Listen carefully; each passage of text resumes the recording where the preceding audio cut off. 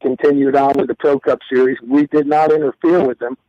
In fact, we tried to help them. We used to buy our used tires from them, and we did not let the Pro Cup cars race with us at that time. But when Jack finally closed it down, they're obsolete like the rest of them. Come and race with us. Well, that's how we got this far. Joe Small, go ahead. You have another question? Yeah. We got time, buddy. We got time. We're on the air with Joe Smallin again of the Super Cup Stock Car Series. You can of course follow them on Facebook and of course their official website, Twitter, and Joe will throw all that out there here very, very shortly. Remember, their 2019 season 12th anniversary year cranks up this Saturday at Dominion Raceway in Virginia, just north of Richmond in Spotsylvania, and that is a beautiful state-of-the-art facility. And I was looking at the information. I was looking at the information on this big event coming up at Dominion this weekend. You've got drivers that are in 4-decade age spans running for the Rookie of the Year title this year, almost one of the biggest rookie classes you've had in a very, very long time for a championship, running for the national championship, and you're looking to probably have almost 20-plus cars right out of the gate at Dominion Raceway this Saturday. Yes, we've got 20 on the list right now. Actually, I think there's one or two that are trying to finish up and get there. But it's such a, like you said, a state-of-the-art facility. It's a pleasure to be able to go to what I refer to as a short-track palace. Yes. And Dominion is one of them. And we're going to start our year there, and we're going to end our year there. We'll start our TV coverage a little later in the year, so we can make sure that we get our championship races in. Which, like I said, will be Jennerstown, Dominion, and one or two others, and, of course, take sponsorship and funding to produce TV programs. That's right. I'd like to do them all, but my thinking is very simple. If I can only do 6 or 8 shows, I want to do the last 6 or 8 shows because I want our championship to be shown on TV. So that's how I go about it. The TV program actually starts at the end of the year and works forward, depending on funding. So, gotcha. Definitely, yeah. So that's kind of where we're at with that. But our goal for the Super Cup Series is a program similar to Pro Cup. We've expanded now south this year, as far south as the Southern National Speedway in southeast North Carolina. Yes, sir. As far as west is Salem, Indiana, where Pro Cup actually raced there as well. We expect support from those parts of the country is why we moved into that area. Mileage is a very important thing to me. It's very costly to travel, so we try to get the races as close to the population that we have. And this year we expanded in 2 different directions. We think it's a good move. We'll know if it's a good move, and call me back in September. I'll tell you if it was a good move. We think it will be. Our goal is to have a mini version of the Pro Cup Series. We want 5 Southern races, we want 5 Northern races, and then we want 2 championship races. And we're almost there. We have some combination races this year that make the numbers work, and this Dominion race this Saturday is one of them. Looking at the schedule, a matter of fact, here in front of me, kicking off at Thornburg, Virginia, or Spotsylvania this weekend at Dominion Raceway, May 18th, Southern National. North-South, Shenandoah Speedway in the north, Kingsport Speedway in the south, Jennerstown Speedway, July 13th, my son's birthday, ironically, in the north. In the south, or actually in the north again, Salem Speedway, Salem, Indiana, Midvale, Ohio. I love the schedule because you are kind of following that north-south trend. And, man, you've got some nice tracks you're racing at. I mean, like, I'm looking forward to announcing at Jennerstown Speedway for Motor Madness. That's going to be the race in August, and I'm announcing over there that big super late model event. That's a beautiful facility in the hills of Pennsylvania and the mountains in Jennerstown. Kingsport is the concrete palace for short track racing, kind of like NASCAR at Bristol. That's going to be a great race. Shenandoah Valley Speedway, or Shenandoah Speedway, is a beautiful facility. I've been there before. And also tracks that host ARCA, like Salem Speedway. impressive schedule you got, Joe, for 2019 for the Super Cup Stock Car Series. And by the way, you can follow them at supercupstockcarseries.com. Right, and the easiest way to find us if they're going to Google us is just the first letter of each word, Super Cup Stock Car Series, SCSCS. Press search, and it'll bring you right to our site.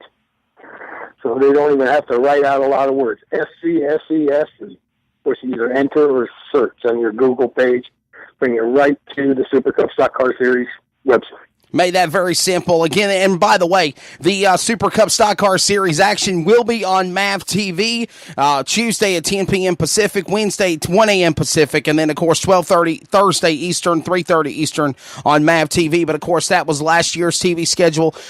They'll put something else new together. And, by the way, speaking of MAV TV, check out the new season of Speed 51 Short Track America, something that I'll be doing a lot of broadcasts with on MAV TV this upcoming year. The new season cranks up next Wednesday, May the 1st, on the MAV TV Motorsports Network and Speed51.com. We are again talking with Joe Smalling. Joe Smalling. Joe, as a technical director, did it just seem like the perfect storm to throw you to the wolves, so to speak, in a nice, respectful way of taking the realm of being the man behind what is the survival of what was the Hooters Pro Cup Series and keeping that heartbeat going in the north to where it's now migrating back to the south? I would guess so. This is just something that I wanted to do. The opportunity presented itself. And I didn't do this by myself. There was 5 of us who decided to do that and started this series. At the end of the first year, I guess it wasn't as much fun for them. So they're not with us anymore, but they have raced with us, and one of them continues to race with us till this day. So it just needed to be done. We need to find a way to race what you already have and not cost money. Pro Cup started when we started the Pro Cup series. I don't even know if people know that, but I was with them when we started that series.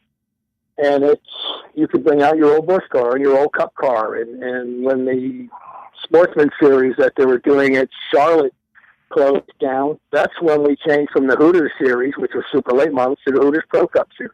That's right. They started running stock cars, and everybody had one. They didn't have to go buy a car and make a car and buy a specific car. It's why it succeeded right from the get-go, is that the cars were available. And I guess the short answer is the cars became available in 2008, and we just said we're going to put some races out, and we'll see what the end of the year brings. And we put 10 races on, I think, in 7 states in 2008. Right. The recession set in 2009, which hurt everybody a little bit, hurt our car count a little bit, but it slowly came on back, and we're alive and well going into year 12. But my question is this, Joe. Did the passing of Bob Brooks pretty much set the demise of what was a successful Hooters Pro Cup Series? Or was there things that were already on the wall? Was there, basically, as being the man that was a technical director, did you come up with an outline that was a very simple rule book, very simple, by the book, this is where you go, no gray tape, no gray areas, everything as far as the fuel, the tires, the shocks, the motor packages, everything was good on that infrastructure, but when Hooters Restaurants of America pulled out, that pretty much ended that series? Yes. That's the short answer. Bob Brooks had intentions of 4 divisions nationwide. We already had a North and South. We had the South Series. We started in 98. 2001, South started in 98. North Series started in 2001. We were preparing to start a Southwest Series when Bob passed away. So we were on our way to our 3rd division. He wanted 4. And he was going to be the biggest short track series, period. That was his goal. And you were telling me on the phone a couple of weeks ago that before all this happened, he was looking and creating a California series just for California, just for the West Coast. Yes, and then he was going to the Northwest after that. Inside the series, and very few people knew about it other than the people inside the series, but we were already discussing who was going to California. Somebody had to go out there and get that going. But like I said, when he passed away, that didn't get done. But if Bob Brooks was still around today, there'd be 4 divisions: California, Oregon, Washington, and then our North and South race that he had before he passed away. And that's what he had. He wanted 4 divisions, one for each of his championship people, and then his championship races. So it would have been, and they would all have been in the middle of the country somewhere. But that was his plan. But we have a similar plan, but a much smaller scale. And in fact, there are people in California right now doing the exact same thing that I'm doing. They've called me and asked me why I did this and how I did this, and I help them the best I can. And good luck to them. I told them we'd meet them in Memphis someday.